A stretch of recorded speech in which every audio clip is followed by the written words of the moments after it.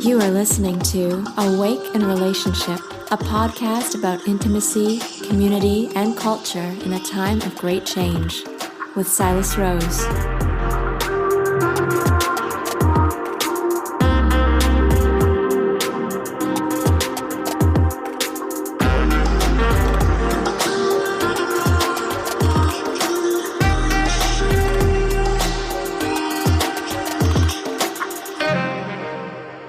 Greetings, my name is Silas Rose, and you are tuned into Awake in Relationship. During the pandemic, many couples are reporting that home life is feeling more like a pressure cooker, or as some experts have referred to it, an anger incubator. The stress and frustration of juggling domestic and work duties, as well as money problems, are exposing the fault lines of many long-term relationships.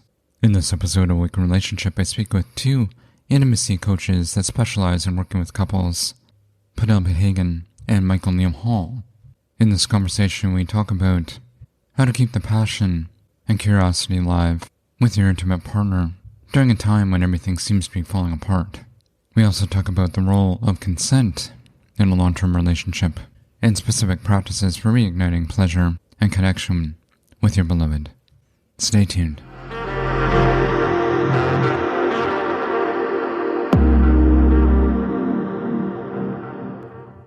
Penelope and Michael, welcome to Awake in Relationship. Hello. Thank you. Thanks for having us. So, I thought we could start by talking about this sort of unique cultural moment that we're in. I've heard it described as a anger incubator in a lot of homes. What are you hearing from some of the couples that you're working with? I think that's definitely an apt description for the situation. I think that people's personalities and their different quirks and their family members kind of crowd in on one another and start to cause some real tension. I just think right now I use this term a master class. I feel like it's a master class in letting go. It's a master class for really a deep reflection on our lives and where we want to go with them. And we can't, we're sort of getting off. This is a moment where we can get off the wheel for just a brief time. I know not everyone is off the wheel. In some ways, the wheel is spinning even faster as they try to keep up with everything they're dealing with during this pandemic. But there is this opportunity. And I think a lot of what is incubating is a need for change, a need to deepen in the way that we are living with each other, living with the planet. And it's the time is now for that change. Yeah, and you folks are very much a part of that in the work that you do. And I'm curious what kind of brought you to the work of being intimacy coaches.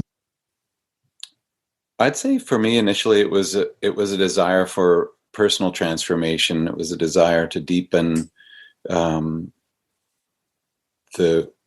my personal relationships with others, and particularly with Penelope, and to challenge myself more to be in a place of closeness, connection, intimacy, communication, like to really do better at that. For myself, I was beginning with a bodywork practice and a spiritual practice with healing intuitive touch with people, and I found a lot of stories that people were holding in their bodies. For me, embodiment practice comes very naturally, and I feel my emotions through my body quite easily, and I'm very in touch with that. But I found that people are pretty locked up in that way, and in their ability to be truly honest with themselves and in their relationships about what's happening for them. And so my curiosity about all of that led me to deepen into somatic work as part of my practice.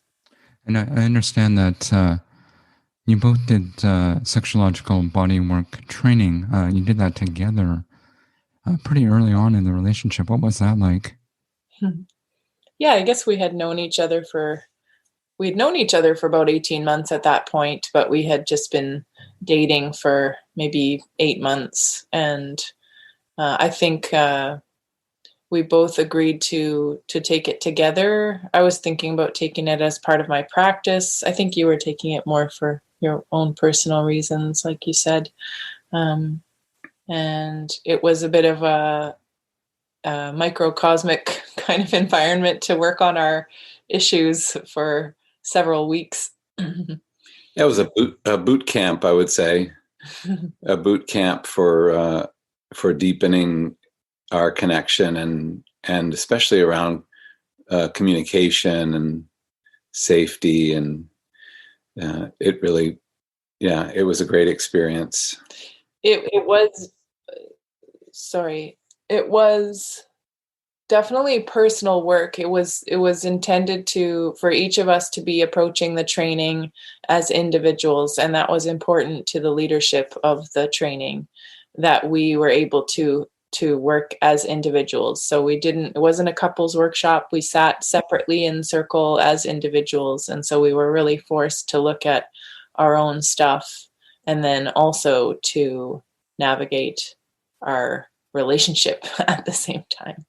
Yeah, well, I was just thinking that it's a really really powerful kind of foundation that you created.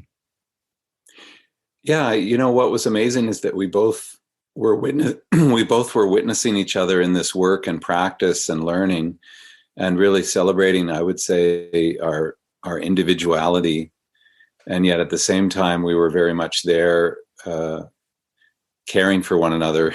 The evening times were often spent kind of debriefing and connecting, and supporting one another through some of the challenges that we were each facing individually during this in-depth full 10-day experience. Mm.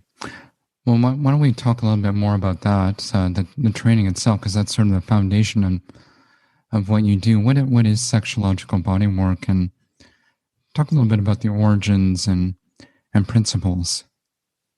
Well, basically, sexological bodywork is a way of inviting a human being into a fuller relationship with their body and the feelings that they have in their body, and how that connects to their mind and their spirit, and learning to identify feelings and stories in the body and communicate those things. It originated with Joseph Kramer. He's a man down in San Francisco. You could probably say a little bit more about him. He's the founder. I believe he founded sexological bodywork as a safe way for people to receive touch during the time of increased instances of HIV and AIDS. So it was a place for people to feel and get to know their bodies without that sexual risk of getting a really horrible disease. But it has basically grown and expanded all across the world. It's so much more than just massage or body work, because in being trained on how to ethically touch and work with people's genitals, it offers a way to experience safe erotic feelings, or even really sad and grieving feelings with a professional in a way that is not threatening or harmful or traumatic, but that's actually evokes healing. Yeah, and I think it's probably good to talk a little bit about the somatic aspect as well. This word gets used a lot right now. And I would say that for me, the way I think about somatics is that it's learning to listen and communicate through the body as opposed to through the mind. The mind often wants to interpret feelings, needs, senses through some sort of a story. And the body is much more kind of raw information, I would say. And so it's a recognition that that we can understand more our deeper truth, our deeper needs, even our deeper trauma, by listening and responding to the body. Mm-hmm. So one of the things that's happened, I think, with this work is a recognition of that, like just watching and witnessing the way in which people are able to really connect deeply to themselves, to their needs, to their trauma, by actually just really paying attention to their physical body, through touch, through dialogue. I'm wondering, I don't think it's an either or situation, but what is that kind of somatic work able to achieve that maybe talk therapy kind of falls a bit short? Basically, somatic work has a lot to do with the client's voice and choice. So the client is empowered to ask for what they need or want, to express what they don't need or want. And because these stories come up in the body, instead of just talking about an experience, a traumatic experience or a traumatic memory, or talking about a need that the body wants to have, they actually get to act it out in a safe way in a safe container. And it's very healing to be able to work through the body, like Michael spoke of, instead of just discussing it. There's something that heals on an energetic as well as physical level when we're able to embody our choice and our voice instead of just wanting to talk about it, having voice and choice. Yeah, I'll give you a couple of examples. When a person is able to communicate a need, let's just say in this case a need for touch, and they're able to do that successfully, and they're able to experience something positive from that touch, that's often a healing moment for people, because in many cases in their lives they've never been able to do that. Oftentimes in our relationships we really struggle with communicating what our true needs are, even in something as simple as touch. And when people can do that in a structured container, have that experience of being able to communicate to a practitioner a need that they may have, and then have a positive experience of that, that's a healing moment. And I would say it's a changing moment too, because it somehow it encodes in them this understanding that, oh, I can do this. I can communicate this. I can have my need met. Mm-hmm. The other side that I think we see a lot is in healing of all of the trauma that we've all endured and experienced, both micro and macro trauma that we all have endured. The body needs to release trauma. As a mammal, it's quite important for us when we experience trauma to release that in some way. And the way mammals do that is the way that we do that often is by crying or shaking, trembling, talking about that experience. Oftentimes those traumas are repressed repeatedly throughout our lives.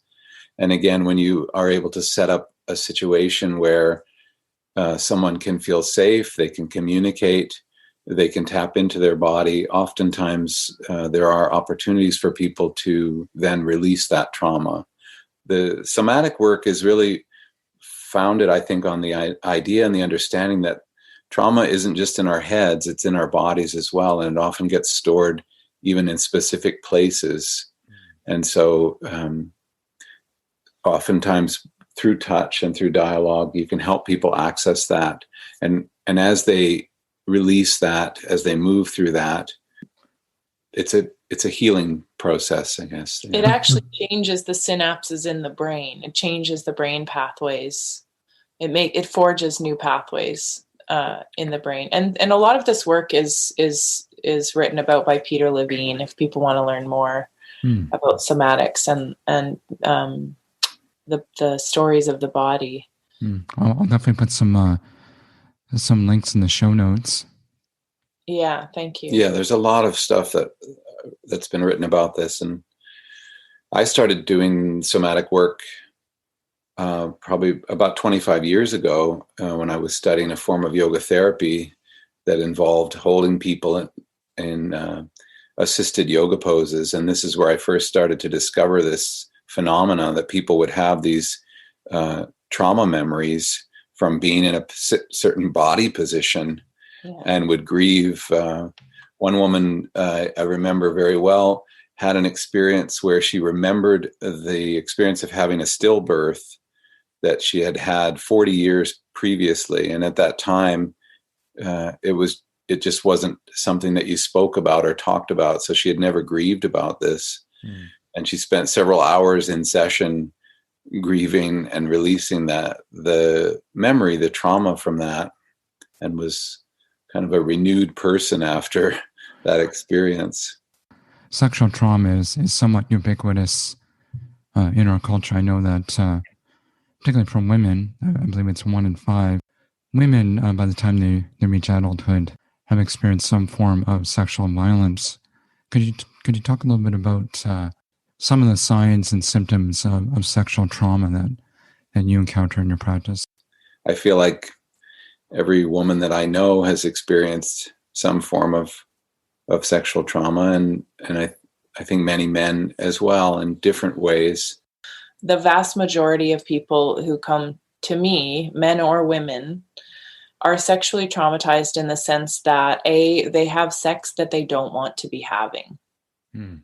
They all have forms of sex and sexuality that they don't want to be having or aren't sure they want to be having. They don't really know a lot about what their yes and their no are. These concepts are like new to them. That what it actually feels like to be really lit up around a sexual interaction, as opposed to just performing or offering that as a gift to somebody else or putting up with it or doing what you think is necessary. So it mostly appears with that, like a very sort of almost subtle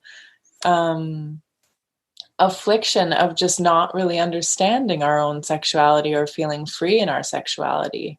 So, and then there's people who have actually, there's numerous people who have actually experienced sexual trauma, like incest, rape, and there's just a lot of pain and grief. There's a lot of shame that people have. Most of the sexual shame that people have comes from their families. It comes from living in families. Usually the story is mom and dad never talked about sex. All it was just don't get pregnant and don't do sex before you're married and don't get an STD if you do.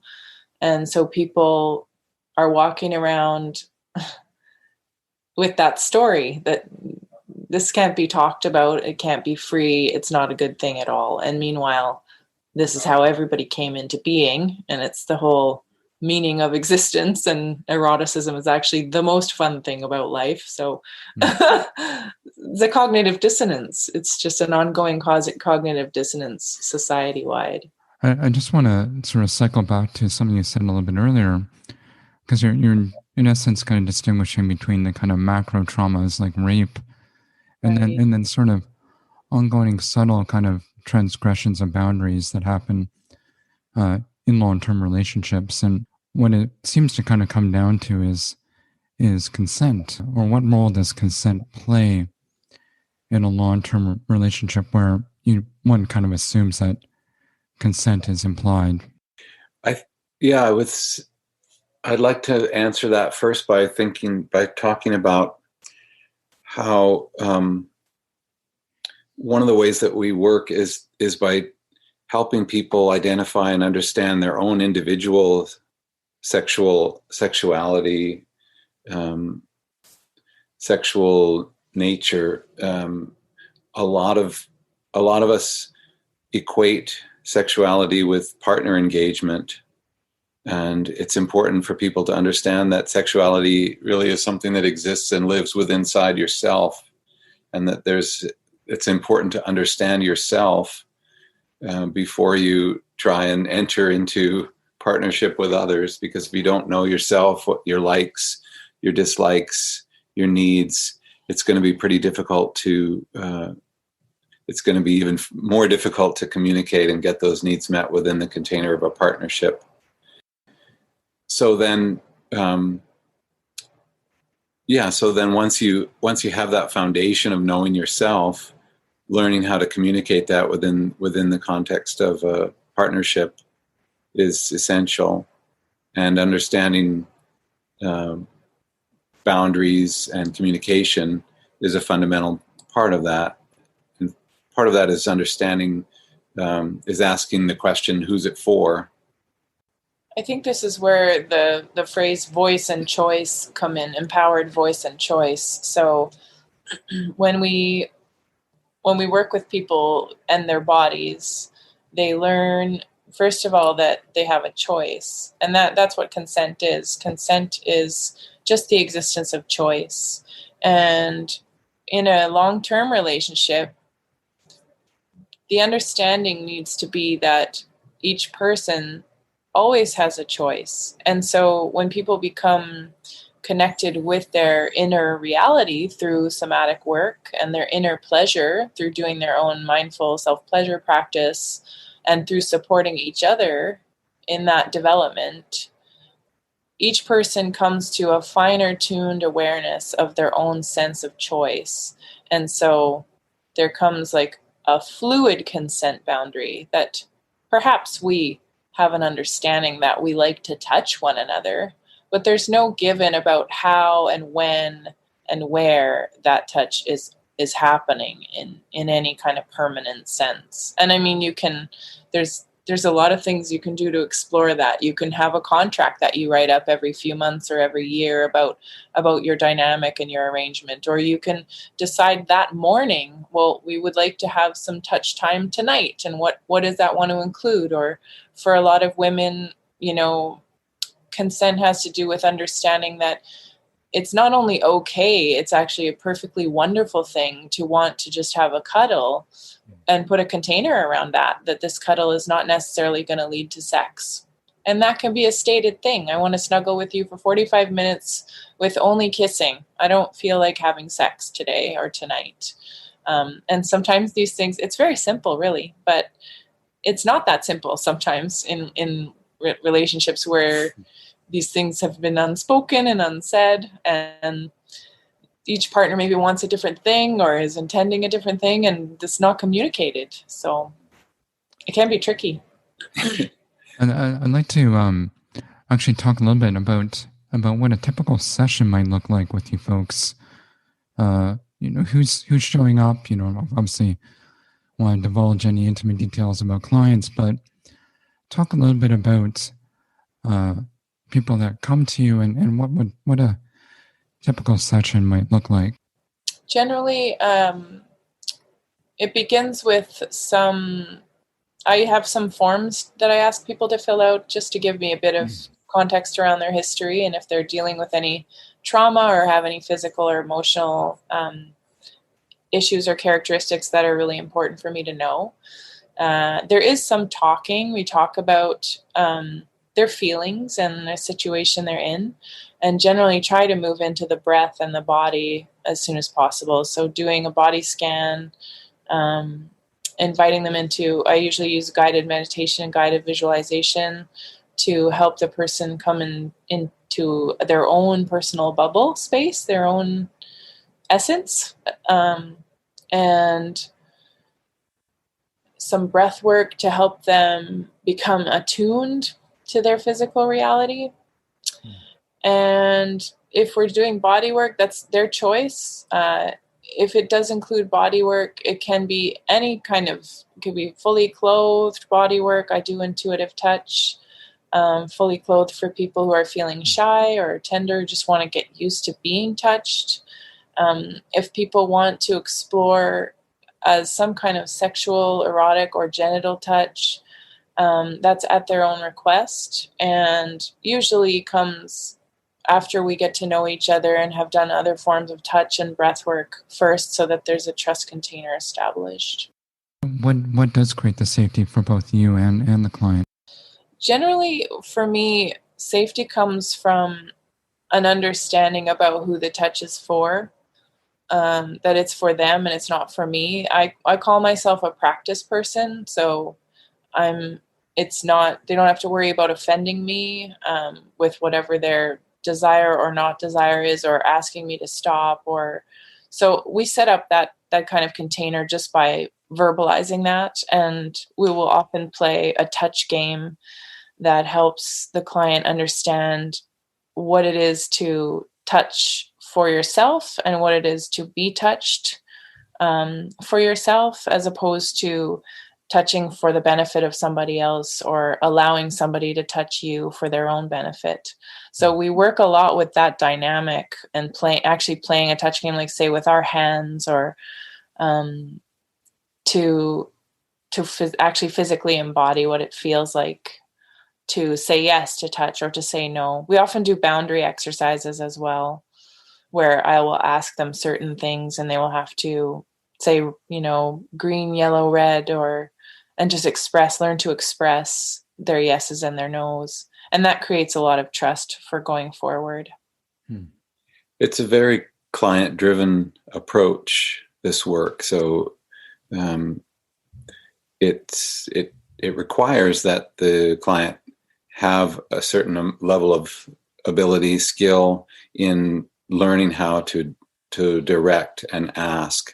And sometimes that can take several sessions actually to build and develop. But it's always, I say it's always client-led, but sometimes even the clients who have some idea of what they might want to experience learn in the session that they're not actually able to go there, or they're not quite ready for that. And I think that often that comes out in this approach of being so client directed. You asked also like the types of clients that we see, and I would say that it's a pretty broad range of people. Some people have had very limited or haven't.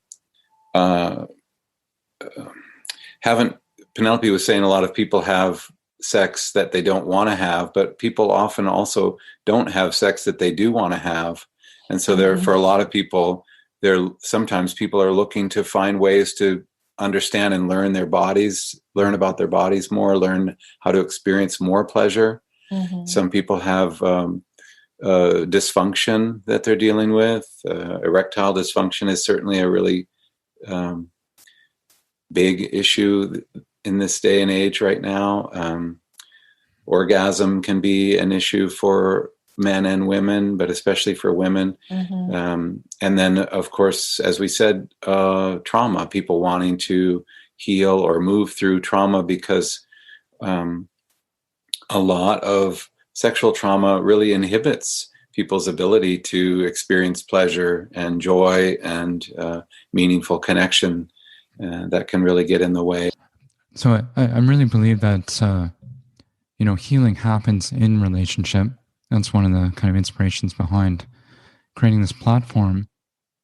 And certainly in the context of long-term couples, or even people that are just starting to date, surprises come up that, especially when it's a healthy relationship, there's a lot of trust and safety built up. Trauma can come to the surface and it can surprise both people in the relationship. What advice would you give to a partner that's witnessing a wound coming to the surface, that happens through intimacy? Don't take it personally. I mean, I just think about our own journey and the work that we do. I feel like, you teach best what you most need to learn. And so a lot of this work for me, as I said, has been driven because I've wanted to enhance my own relationships. And so I feel like this is something that happens and occurs for people in relationship all the time. And a lot of a lot of what happens in those situations is that everybody gets triggered and everyone gets regresses. And so we end up interacting with our 2-year-olds or our 10-year-olds or our 15-year-olds with each other. And so I think that one piece of advice is to not take things personally, to really be able to see and recognize the regressed and wounded parts of ourselves, and also at the same time the deeper self and the deeper intention that the couple is trying to is holding as well. I think it's really important to be able to hold those two pieces at the same time. Sometimes to just take time away from one another, or to seek other forms of support from professionals or from loved ones and community members. I think that's really important too. We really strongly encourage couples to find other couples who also are committed in this way and can support and help each other. I think that's also really important.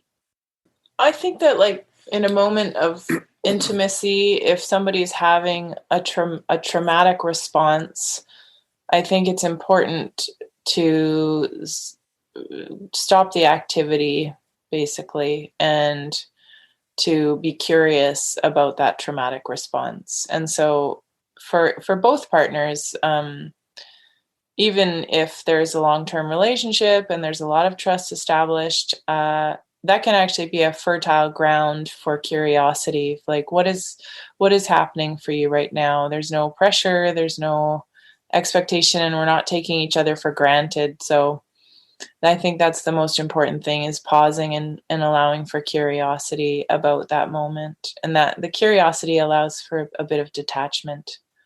Because no matter how long you're with somebody, you don't own them and you don't know them fully. That's the beautiful thing about a relationship and being part of a couple is to continue to watch and witness this person unfold and to discover more about them every day and every moment. So if we take that perspective, it does give a lot of choice and empowered voice and consent around, hey, I'm having this weird moment right now. I don't know why, but I'm having a reaction, and can we just kind of stop whatever's happening right now and just feel this out together?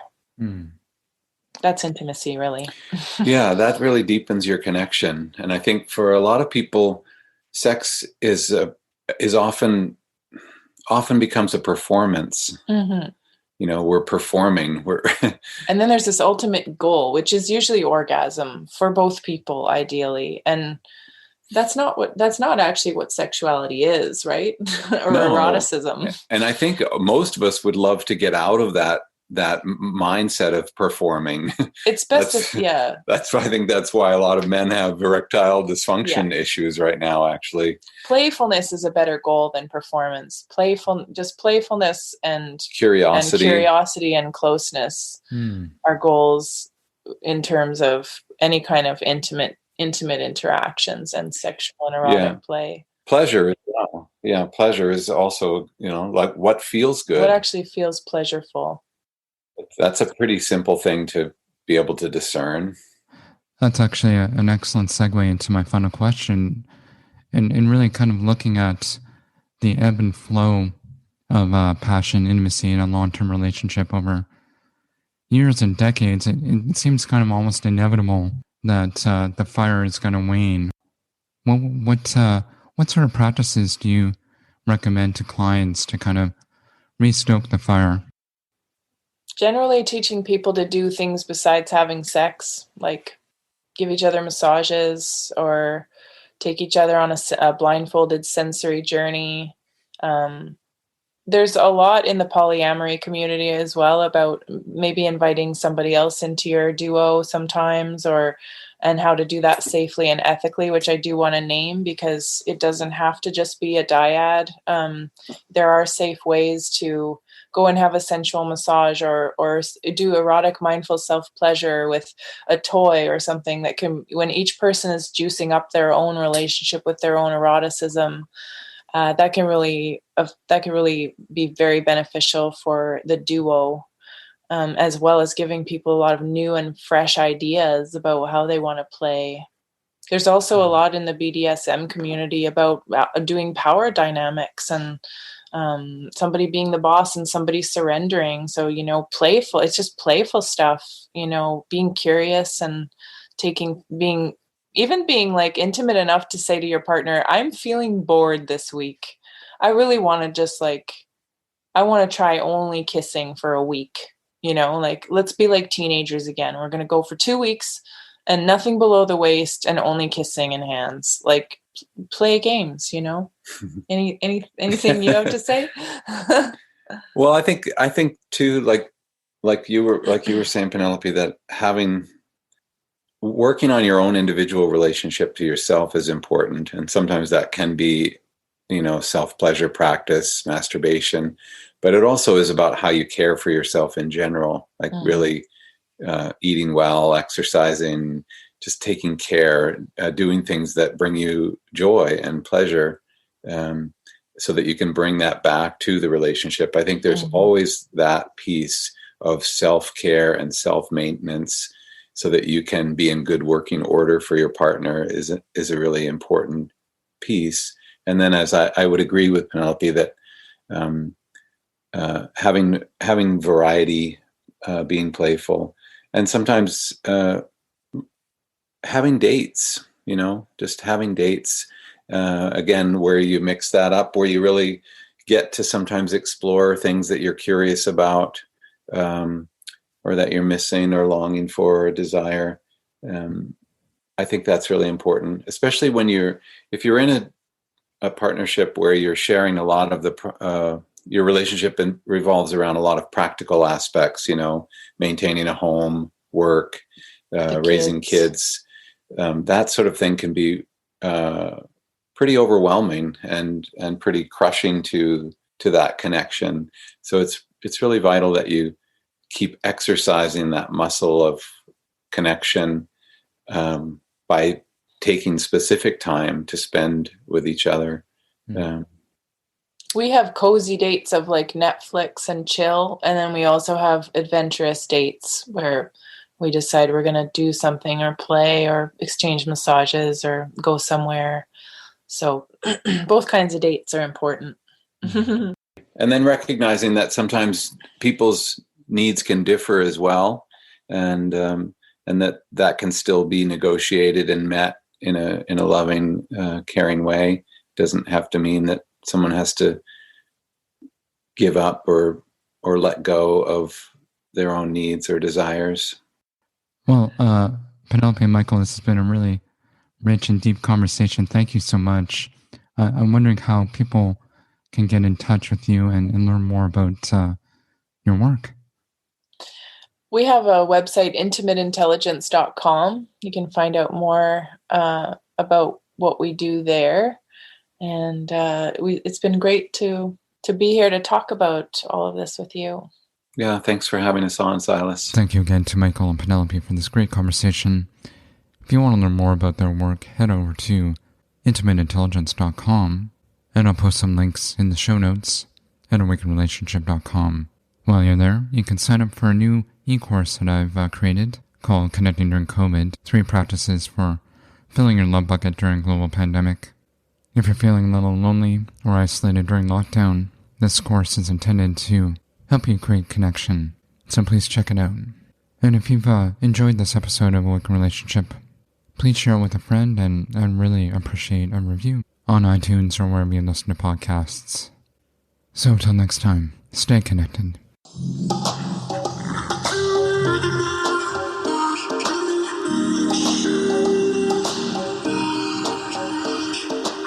Thanks for tuning in to this episode of Awake in Relationship.